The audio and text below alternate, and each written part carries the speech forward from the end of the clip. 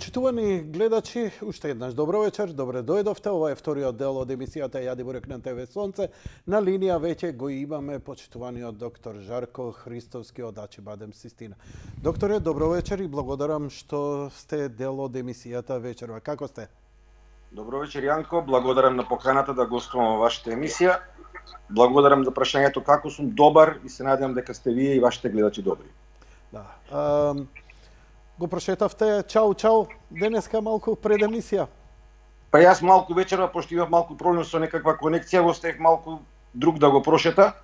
Значи го прошета газдарицата, а инаку секоја вечер и секој ден 2 пати до 3 пати дневно со мене се дружи, навистина релаксирачки, огромен релаксирачки момент во услови на зголемен стрес и од состојбата, и од полицискиот час, и од секојдневната работа.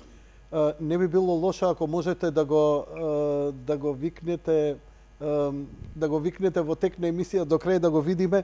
Им реков на гледачите, ако е возможно, ако не, во ред. Ќе се обидам. Добро, супер. Ќе биде прекрасно. Ако ви е телевизорот уклучен, ја би ве замолил тонот од телевизорот да го стишите заради повратна спрега да нема. Исклучен е тонот, добро. Вклучен е телевизорот, меѓутоа исклучен е тонот. Ачибадем Систина набави 15.000 тестови за COVID-19 тестирање. Може ли малку подетално зошто толку многу и дали е тоа доволно и каков тест е ова и има ли разлика меѓу различните тестови кои сега циркулираат? Имам забуна и немам јасна слика што е се.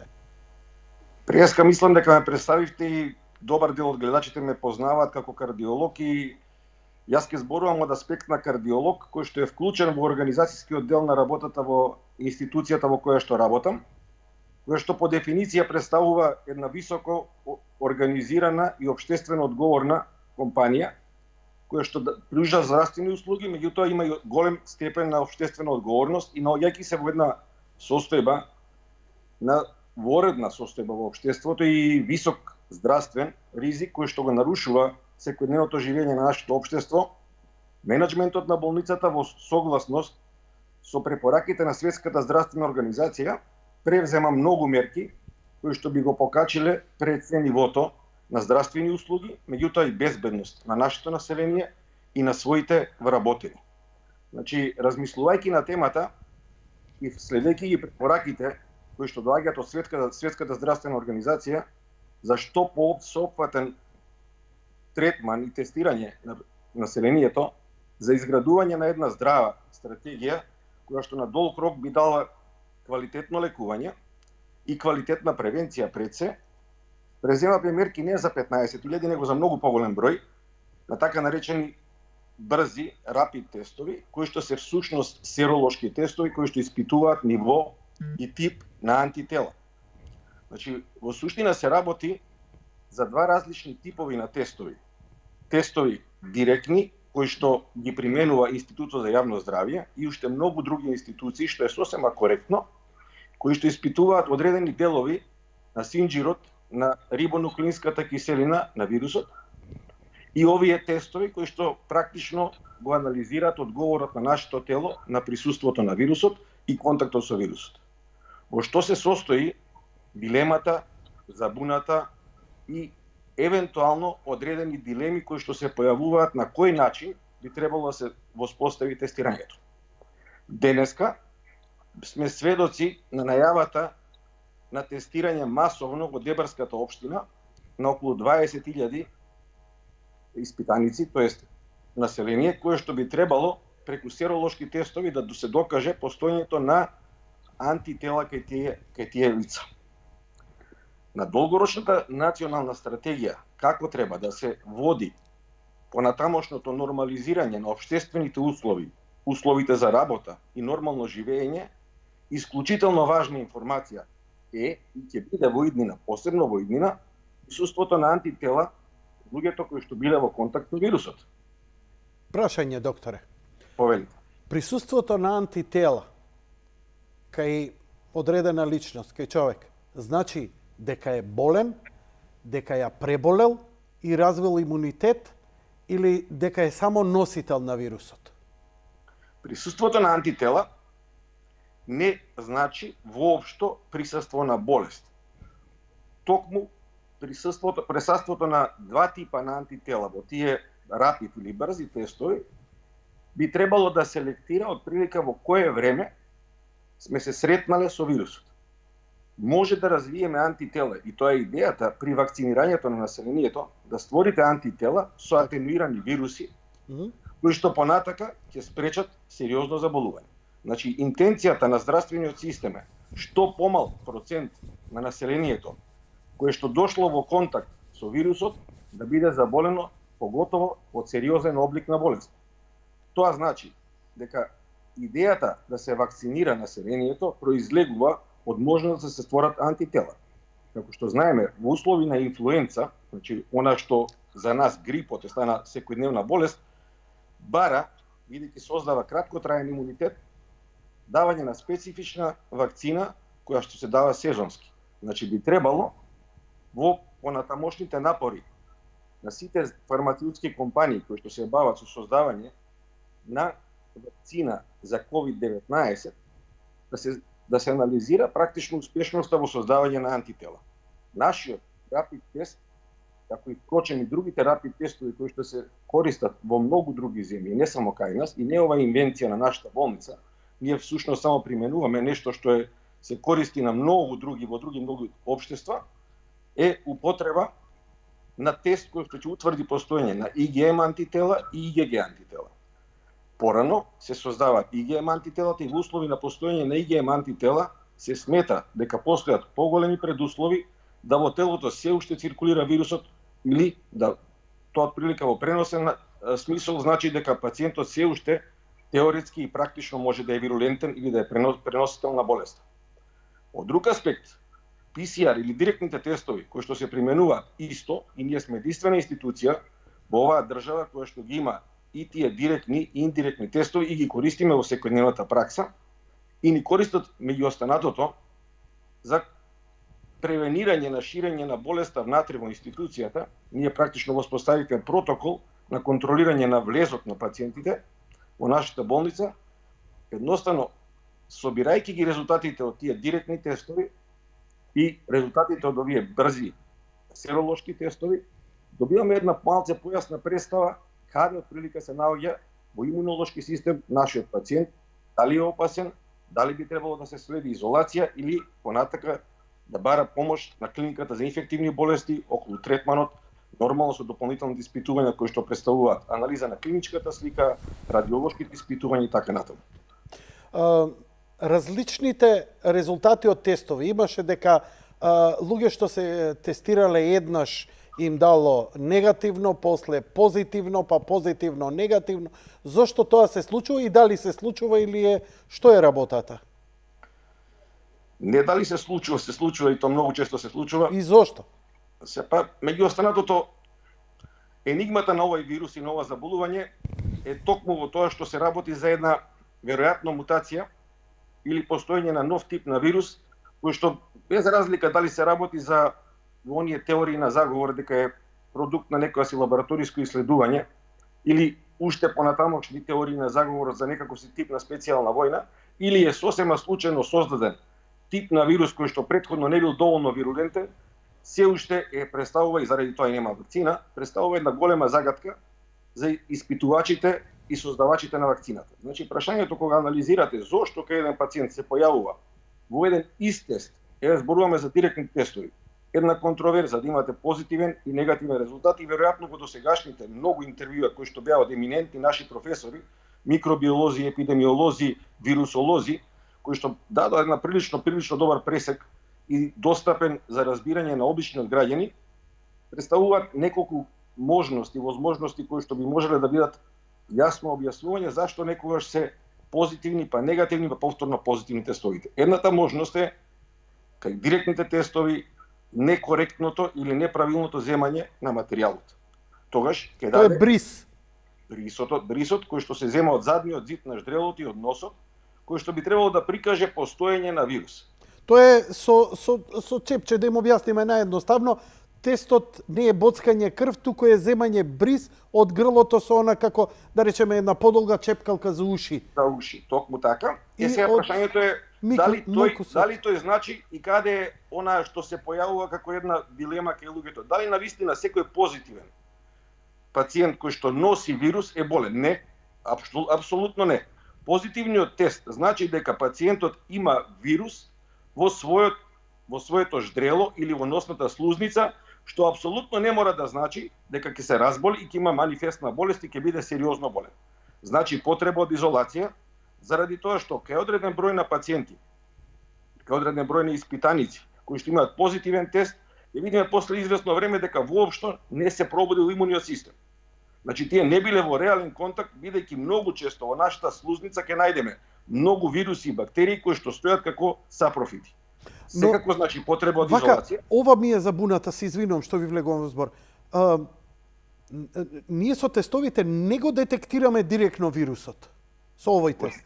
Со овој PCR директен тест го детектираме постоењето на вирусот. Тоест 2 до 3 ланци, зависи од кој тип на директен тест, од неговата рибонуклеинска киселина како постоење, и тоа би требало не го детектираме. Добро. Го детектираме дека постои вирус. Добро. Меѓутоа, заболувањето се детектира преку анализа на клиничката слика, постоење на знаци за афекција на горно-респираторниот и долно-респираторниот тракт, постоење на пневмонија, најчесто и од тоа најчесто умират пациентите, или афекција на другите системи. Се повеќе има докази дека овој вирус многу повеќе од она што претходно претпоставувавме го напаѓа и другиот систем, поточно кардиоваскуларниот систем преку презентација со воспаление на срцевиот мускул, со тешки оштетувања, и се повеќе се шири клиничката слика која што е предмет за истражување и лекување на овие пациенти, тоест на кој начин би требало да се лекуваат пациентите, и се повеќе се појавуваат мислители, доктори кои што размислуваат дали на вистина само респираторите се одговор на лекувањето, бидејќи респираторот практично всушност и представува овозможување на подобра размена на гасови до ниво на алвеоли. Поточно ги помага дишните патишта. Многу понапредни начини на лекување кои што се недостапни за толку широк број на потенцијално заразени луѓе, и тоа е всушност и идејата на оваа изолација, тоест да се намали пикот и експоненцијалниот раст на бројот на заболени.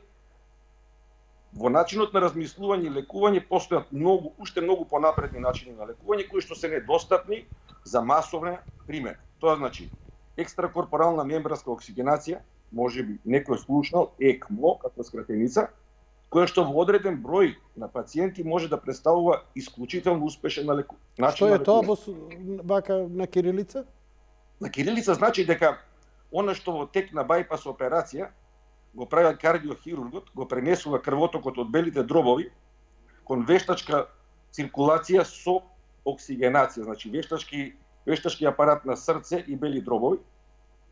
Ова се применува кај пациенти кои што имаат длабоко нарушување на респираторната функција и практично надвор од телото се врши оксигенација на крвта и се враќа во телото и се овозможува да се пролонгира, тоест да се овозможи класично добро успешно лекување на белите дробови. Ова Систина може да го изведе? И Систина има апарат за екстракорпорална мембранска оксигенација, меѓутоа во услови на епидемија представува илузија да размислувате на начин на лекување со екстракорпорална, бидејќи тоа ќе го примените кај еден пациент и тоа ќе трае долго. Да, тоа е една машина, да речеме, добро. Точно така. И во многу напреднати системи, значи посветувањето на еден пациент кој што има големо заседање на кардиоваскуларниот систем е во ред, меѓутоа што да правиме со илјадниците пациенти? Така, не етички е, тоа веќе е етичко прашање, не техничко. Токму така и возможноста на системот, значи прашањето, ако забележавте некои земји можеби изгледа сурово, меѓутоа кога анализирате здравствен систем, мора да размислувате за целата популација. Дури за сите беше малце, нели, Шведска високо развиена социјална држава, моќна и во здравствен и во економски. Пушти да се шири масовно и едноставно. И од друг аспект, над 80 години прочитавме дека во одредени болници воопшто нема достап пациентите до респиратори. Значи бројот на респиратори не е проблем само на нашата држава. Така. Значи проблем е општо, меѓутоа јас уште малку од аспект на доктор, некош многу често меѓу своите колеги разговараме, масовната набавка на респиратори изгледа многу атрактивно, многу интересно, Меѓутоа, од друг аспект, моќта да се водат соодветно тие респиратори во соодветните установи, колку сме екипирани, начинот на можна компликација од поставување на асистирана вентилација во услови кога немате доволно едуциран, трениран персонал кој што ќе го води тој пациент, навистина прави некош добра представа, да, тоа е интересно изгледа аспект на политичарите, набавуваме многу респиратори, меѓутоа интересно изгледа аспект на пациентите, меѓутоа за професионалците буди многу дилеми и прашања, дали навистина тоа е вистинскиот одговор. Се уште во лекувањето на пневмонијата како третман, дискутабилно е колку и како може успешно да се лекува. Навистина треба исклучително добро квалификуван и едуциран персонал, доктори, пред се анестезиолози кои што ќе водат добро респираторната машина, бидејќи оштетувањето на ниво на местото кај што се алвеоларното ниво, кај што се разменуваат гасовите, е основата на пневмонијата. Во услови на бронхитис и оштетување на дишните патишта, да, респираторот, вентилаторот поточно е вистинскиот одговор. Меѓутоа, на ниво на размена на гасови не може да очекувате дека машината која што игра со притисоците и миксот на гасови може да го помогне оној процес на Исто така разбрав дека еднаш штом го ставите на респиратор, недела денат после треба да го вратите за да почнат белите дробови сами да не е тоа туку така едноставно. Апсолутно не, поготово во услови да сериозна воспалителна лезија, оштетување на белите дробови, кое што практично се обидувате да купите време, тоест лековите да делуваат. Што е спорно во дадена ситуација? Сите третмани кои што се применуваат во лекувањето на ковид инфекцијата се недокажани.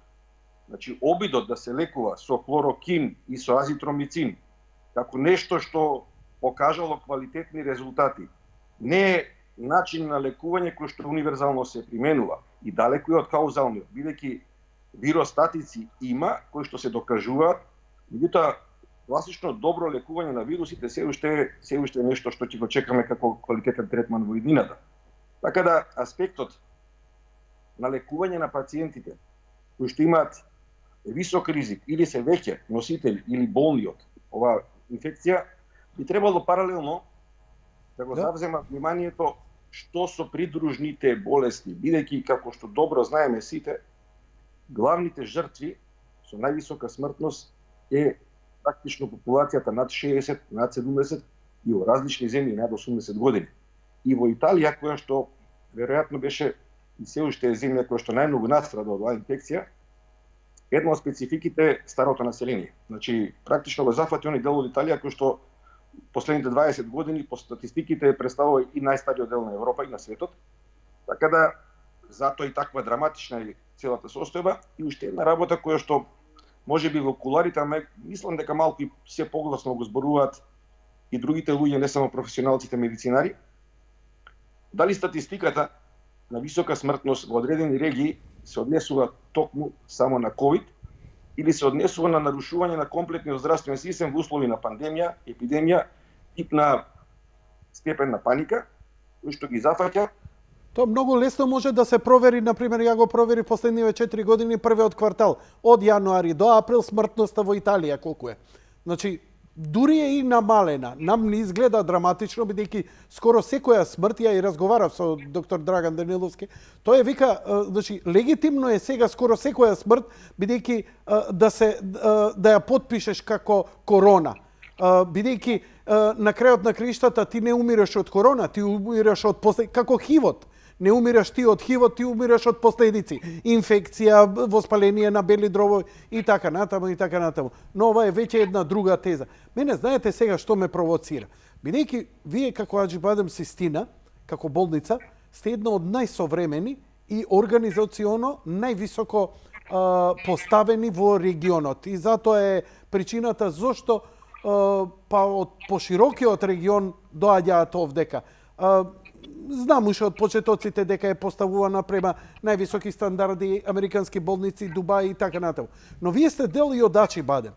И сега во оваа ситуација знам дека вие имате телеконференцинг, дека не работите вие изолирано само, дека имате логистиката на знаењето на сите болници, а Аџибадем Систина е огромен конгломерат од болници, од една медицински опременост. Вие имате илјадници колеги низ повеќе земји.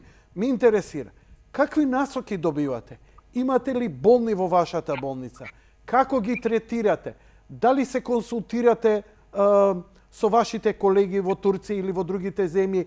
Какви искуства разменуваат? Овие ми се работи кои ми се малце непознати. Може би не е во ред да ги поставам овие прашања. Вие знаете што треба да си одговорите и дали треба.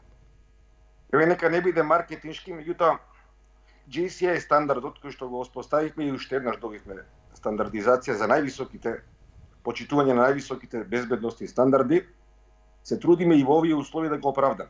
Тоа што подразбира од прилика. Значи, како дел од групацијата на Аџибаден болниците, кој што е практично дел од најголемата, втората по големина групација на болници на светско ниво, и Аџибаден групацијата е дел од некаква поголема групација на болници и здравствени установи, ги следи и искуствата, меѓутоа и секојдневните извештаи на светско ниво за добра клиничка пракса и применување на најсовремените методи на превенција, бидејќи нашата мисија е да воспоставиме висок степен на безбедност и за себе како персонал и за нашите клиенти. Меѓу останатото, од самиот почеток на оваа состојба, пред да се воспостави воопшто таа воредна состојба во нашето општество, во нашата држава, ние воспоставивме кризен штаб кој што на дневна основа заседава, следејќи ги препораките на нашето Министерство за здравство и следејќи ги искуствата на големиот број на болници во Турција, бидејќи тоа е многу поголема земја, бидејќи тамо си имаат своја специфика, меѓутоа и тоа како ни користат нивните искуства, така да на дневна основа ги добиваме нивните искуства, нивните препораки и секој тип на асистенција кој што е возможен. Зошто зборувам тоа што е возможен? Знаеме дека сега државите затворени и транспортот на било кој медицински добра е ограничен, да не кажам невозможен.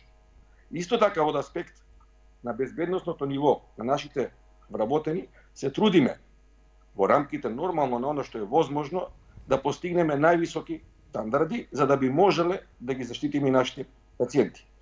Нашата болница познато е дека го има едно од најголемите родилишта во нашата држава и секако хирургијата, кардиохирургијата, сите гранки на медицината кои што функционираат внатре би биле невозможни ако почнеме да лекуваме паралелно и пациенти кои што се заболени. Значи ќе падне нивото. Меѓутоа, услови кога сме на располагање на здравствениот систем и на нашето општество, ние ги анализираме и ги подготвуваме сите можни сценарии. Поточно, дел од болницата е веќе подготвен во услови да мора и да треба да постави дел од својот персонал на услуга на пациентите кои што се веќе носители или заболени од COVID-19, да воспостави највисок степен на лекување за сите пациенти кои што кон нас ќе ги упати здравствениот систем на нашата држава. Дали упати до сега? По секојдневна соработка и координација со Министерството за здравство, Институтот за јавно здравје. Впрочем, и тестирањата се трудиме да бидат за општо добро, не само за интересот на нашите пациенти и на нашиот персонал. Секоја дилема на било кој член од персоналот дека е бил во контакт со некој кој што има потенцијално или е носител на вирус или е заболен, значи изолирање на тој дел од персоналот, тестирање, комплетно тестирање и воспоставување на висок режим на безбедност, бидејќи можеби и беше малку во социјалните мрежи за еден конкретен случај за кој што нормално нема да спомнувам имиња, и дојдовме и ние повикавме да имаме инспекција од епидемиолозите од Институтот за јавно здравје. Значи прашање, имавме контакт во нашиот ургентен центар, бидејќи имаме воспоставена патека на движење и начин на селектирање и скрининг на нашите пациенти. Беше посетена нашата болница од пациент кој што понатаму беше пациент и од нас беше практично и селектиран за клиниката за инфективни болести. Целиот персонал кој што и теоретски можеше да биде во контакт со тој пациент беше истестиран, изолиран, потврден негативно и во нашата болница, и се надевам така ќе остане. Сега за сега немаме утврдено во тие вкрстени тестови членови на персонал или членови на семејства кои што се од лекуваните пациенти или нашите лекувани пациенти кој што би бил заболен и ги почитуваме сите препораки на Министерството за здравство и ги упатуваме тамо каде што во моментот на мене. Во моментов медицинскиот персонал на Ачибадим система сите сте здрави и немате во моментов да не лекувате никого конкретно од COVID-19. Меѓутоа, знаејќи ја состојбата во државата, подготвени сме за сите можни сценарии. Знам дека го рековте тоа, го изјавивте дека своите капацитети ги нудите на Министерството за здравство. Колкави се тие капацитети? Колку Ачибадем Систина може да презеде во една ваква пандемија? Бидејќи Министерството за здравство постави и шатори во клиничкиот центар. Да видите вака, бидејќи тие што биле во нашата болница знаат дека практично е создадена нашата болница во градежен смисол од два објекти. Едниот објект каде што треба да биде интензивната нега специјално наменета за респираторна поддршка пред се и над се за овие пациенти е веќе подготвен комплетно. Кога зборувам комплетно, навистина ние ги следиме највисоките можни стандарди на безбедност. Тоа е новиот дел што го доизградивте, така? Токму така, тоа е без градата кој што практично ќе биде во услови на сценарио потенцијално да нашата болница биде на услуга на овие пациенти, отворена за сите нивоа на пациенти кои што имаат заболување од овој тип на вирус и тука подразбира интензивна нега со минимум 15 респираторни машини и со комплетна екипа за поддршка и деловите кои што практично ќе бидат на услуга, вклучително секаков тип на безбедност каде што е анализирано и проветрувањето, вентилацијата на болницата и климатизацијата каде што не би се мешала на нито едно ниво, дури и за родилиште, кога би дошла родилка која што е позитивна, за да би ја изолирале од другиот дел на родилиштето и бебињата, буквално за сите можни сценарии. Тука ги користиме искуствата и на нашите партнери од Турција и богатото искуство на медицинскиот тим од нашата болница, кој што навистина е импресивен, бидејќи во болницата работи еден огромен број на не само наврни доктори и професионалци, туку и луѓе кои што имаат исклучително големо искуство за различни. Убаво, вака да ве прекинам во пиаров. Знаете, имате вие кадар кој е потполно обичен, рековте и да донесеме 300 во држава, прашање е на кадар. Како стоите вие со кадар кој ќе ракува со респиратори? Во услови на оваа држава, за кадар кој што лекува со респиратори, нескромно ќе кажам, сме супериорни во однос на било која друга институција, ме огромен, исклучително добро едуциран тим на анестезиолози, кои што ќе бидат всушност на услуга на државата. Делот кој што ќе работи за ковид пациентите ќе биде на услуга на државата. Поточно ќе биде на некој начин координиран од Министерството за здравство. Така, нема да работите, тоа го рековте, соло нема да работите, туку во координација како дел од јавното здравство на цела Македонија. Ние не располагаме со инфектолози, немаме инфектолошки тим и немаме инфектолошки одел. Тоа значи дека ги користиме сите совети и искуства на јавното здравство, Институтот за јавно здравје и сите кои што ќе бидат одредени. Ме радува фактот дека немате заболен кој го третирате, иако драматични се овие ситуации, еве не чека сега 85 часовен полициски час и тоа е веќе со доктор Ортаков повторно да правам интервју. Луѓево ќе се мрднат, докторе.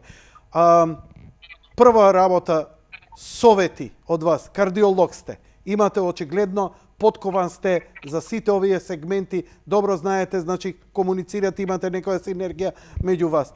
Што да правиме? Мислам, не се издржи. Нити можеш да се храниш здраво, колку и да се трудиш.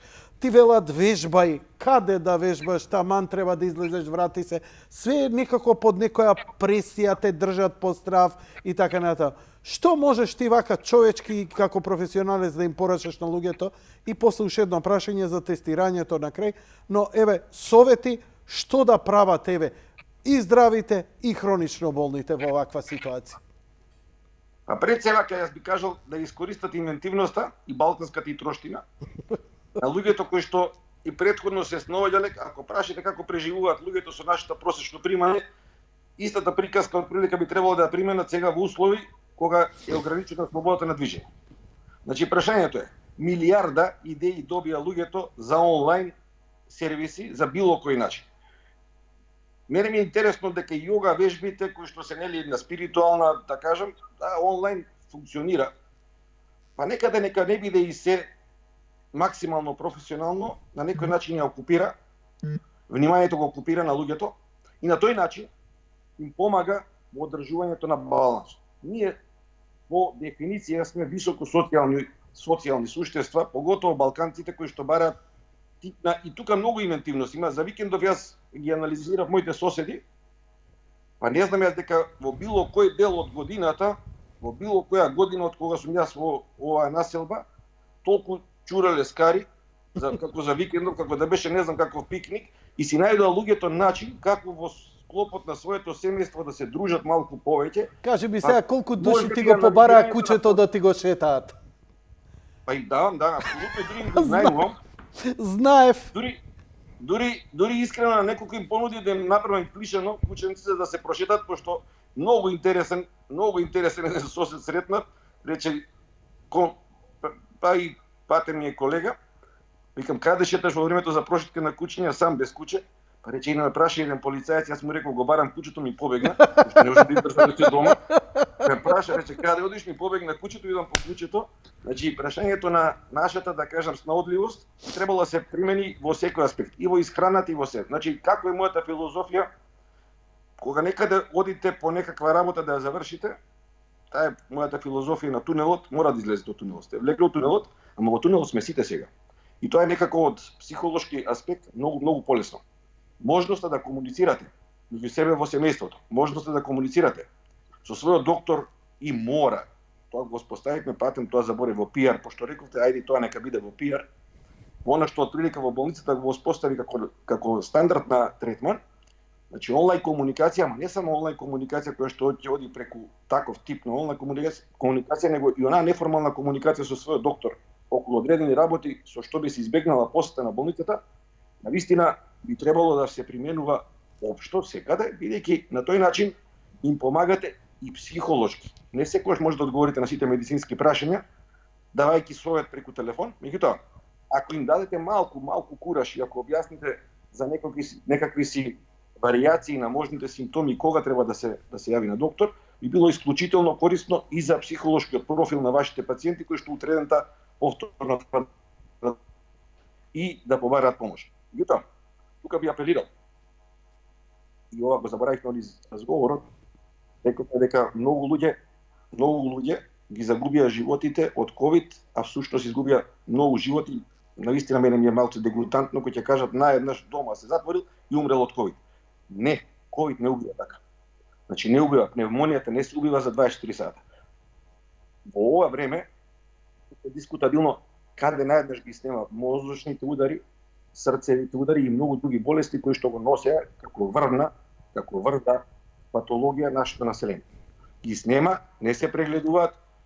Навистина тука ќе апелирам јас и на здравствените работници да во себе, кога може би и е разложен стравот, не е безразложен стравот, сите се грижиме за своето здраве и за здравето на нашите семејства, на вистинска на пиедестал треба се стават здравствените работници, меѓутоа и здравствените работници треба да стават својата одговорност во овие услови на максимално високо ниво. Така да во нашата Хипократова заклетва стои дека ние сме во одредени ситуации, дури на штета на своето здравје и на услуга на пациентот, и така треба да остане, мора да остане.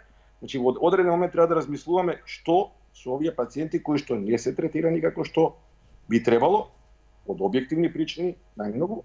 Меѓутоа и да анализираме сценарија, бидејќи ова очигледно не е нешто што поминува за едне 7 дена, 10 дена, туку ова трае и ќе трае уште.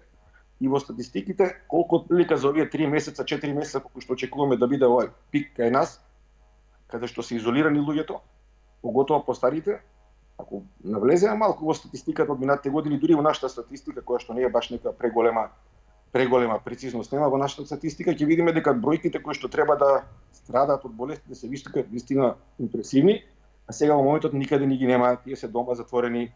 Така да би требало сите, не само здравствените работници, да помогнат на своите соседи во овозможувањето и на соодветно примање на лекови, без контакт, да им добават како што треба, како преку Црвениот крст или било кои хуманитарни организации, и да им се најдат и од психолошки аспект, бидејќи изолираноста е навистина голем Што ти проблем. збори инстинктот? Уште колку ова ќе трае вака? Па јас мислам дека во јуни месец ние ќе бидеме така, во минато свршено ќе зборуваме за одреден дел од овие најстрашните проблеми. Добро. Меѓутоа, Дали да се тестираме?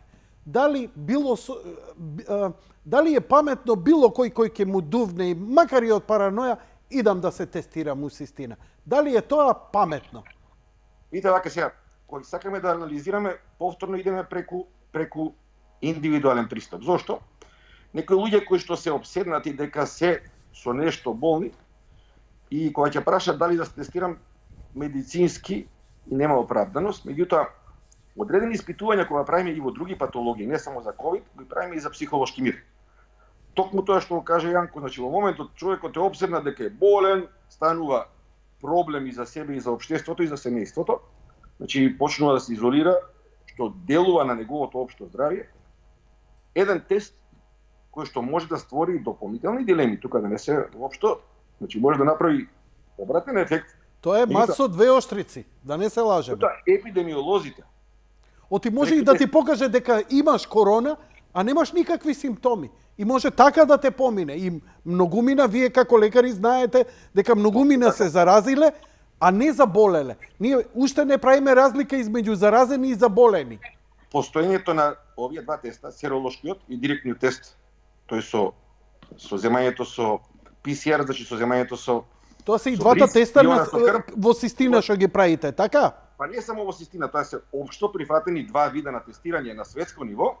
Во укрстувањето на резултатите на IgM и IgG антителата и со директниот тест постоење или непостоење на одредени ланци од вирусот кај одредениот пациент би требало да даде малце појасна представа. Навистина е невозможно и теоретски и практично да го истестирате целото население. Меѓутоа, дали јас ако сум прележал, еве, јас се сомневам дека грипот, што мислев дека ми е грип во јануари, по ова све што го слушам, као да сум прележал. И сега може би ми е филм, нели? Но дали после 2-3 месеца, ако се тестирам, ќе ми покаже дека имам антитела, дека сум прележал? Тоа е токму што почнав да зборувам. Епидемиолозите преку постоење на IgG антитела во одредена група на население или во одредена територија од државата анализираат дека тука вирусот поминал, дека тоа население е веќе некако имунизирано, спремно да се врати во нормален живот. Кога ќе сакате да правите стратегија, дали треба да се укине воредната состојба, дали треба животот полека да го враќате во нормала, серолошките тестови, не директните тестови, серолошките тестови ќе добијат многу на значај, бидејќи од оваа болест ќе страдаме на неколку начини.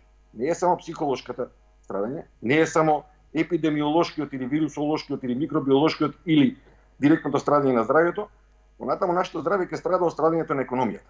Значи не може да никако го избегнеме аспектот на здравствениот систем, колку тој ќе пострада, кога ќе падне економијата и на светско и на локално ниво. Значи здравствениот систем се гради на основа на здрава економија и моќна економија. Браво, колку докторе. е помоќна економијата, толку е помоќен здравствениот систем. Така е. Не може да очекуваме и не може да навиваме слепо за енормно долго продолжување на овие мерки кои што ќе уништат економијата и понатака да очекуваме дека здравствениот систем ќе биде имунизиран сам по себе. Здравствениот систем е жртва, ќе биде жртва на овој вирус, а со тоа и ние. Значи практично идејата да бидеме поагресивни и во тестирањето и во анализирањето на резултатите, меѓу останатото треба да резултира и со побрзо враќање на економијата на нормалните текови, со помалку последици да помине економијата, со самото тоа и здравствениот систем што поскоро да се рехабилитира. Рехабилитирањето на здравствениот систем ќе ни го на некој начин редуцира морталитетот кој што е досадниот морталитет. Досадниот морталитет подразбира немање на соодветни услови за лекување на населението и сега кој ќе погледнеме после 10 години наназад, кога ќе прашаме колку луѓе изгубивме од ковид, ќе анализираме да од ковид ќе бидат и тие изгубени, меѓутоа добар дел од нив ќе бидат изгубени од растурање на здравствениот систем заради растурање на економската состојба во државата. Во било која држава, не само во нашата. Ја немам прашања, еве во овие 60 на минути, мислам дека дадовте навистина многу одговори, предпоставам што ги интересираат. Доктор, Уште јас да, без повели? 1 минута. Една минута, ама викни го чао чао. Да, го качев на горниот спрат, иначе ќе досега. Госпожа, симнете го чао чао. Многу Чао е чао да симне доле. Многу е љубоморен кој ме дружи некој. Значи, Јанко, она што сакам да поентирам, значи, лековите кои што беа на некој начин ставени под дискусија дали смее да се примаат, поготово за лекови кои што се широко применети. Тоа се лекови за лекување на хипертензија како една од најфреквентните, можеби најфреквентната болест во човештвото. И другите лекови кои што ги применуваат кардијалните, така е, кардијалните срцевите болни, и кои што беа ставени под дискусија, дали треба, имавме многу јавувања, кои што кажува како да правиме. Тоа значи дека извинувам.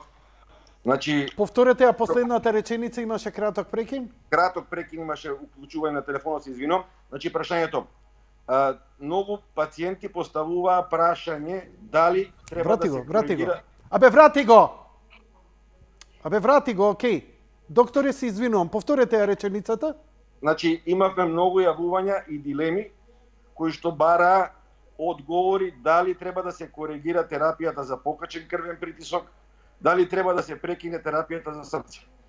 Многу студии и нашите здруженија укажуваа на грешката која што е направена, која што може да има многу страна лош ефект на општото преживување. Или да бидам најпрецизен и наједноставен во препораката. Лековите кои што редовно се препишани за лекување на хроничните состојби, поготово за кардијалните болести, смее да се менуваат само по претходна консултација со соодветниот доктор. Поточно, сите лекови кои што се за покачен притисок, тие што читале малку повеќе, не само преку доктор Google, ACE инхибитори или инхибитори на ангиотензин конвертирачкиот ензим, не се лекови кои што треба да се прекинат без оглед на контроверзите што во одредени кругови се појавуваат околу механизмот на нивното дејство и механизмот на кој што вирусот го напаѓа телото. Значи сега за сега не смеат да се прекинуваат, земајте ги своите лекови, земајте квалитетна храна, обидувајте се да преку изложување на, бидејќи не е забрането да се изложи човек на сонце, далеку од тоа. Јас не се согласувам со изолацијата дома, тоа е мој личен став. Излегувањето надвор, меѓутоа со избегнувањето на социјалните контакти, според мене, не е само психолошкиот ефект. Не постои вирус кој што би го обожал таков тип на околина. Значи, така да мислам дека со една рационална и дисциплинирана постапка на човекот кој што ќе излезе во природа, јас сега да ви кажам, секогаш кога ќе можам излезам во природа и се обидувам да немам премногу социјални контакти, меѓутоа, навистина, не сметам дека тоа негативно ќе делува и на општата епидемиолошка состојба. Се согласувам дека се злоупотребува и дека нашиот социјален момент ги надминува оние здравствените аспекти и можеби треба да се внимава. Така да во тој аспект се согласувам, али мислам дека секогаш кога може на свеж воздух, да, апсолутно да. И дома да се вежба тоа што може да се вежба. Има милиарда справи кои што може да ги искористите, па дури и импровизација. Докторе, уште еднаш благодарам за вашето гостување. Чао е до мене, Јанко, чао е до мене, ено седи и гледа во мене. Сврти малце камерата да го видиме, или викни го. Хектор. Не сака не слуша.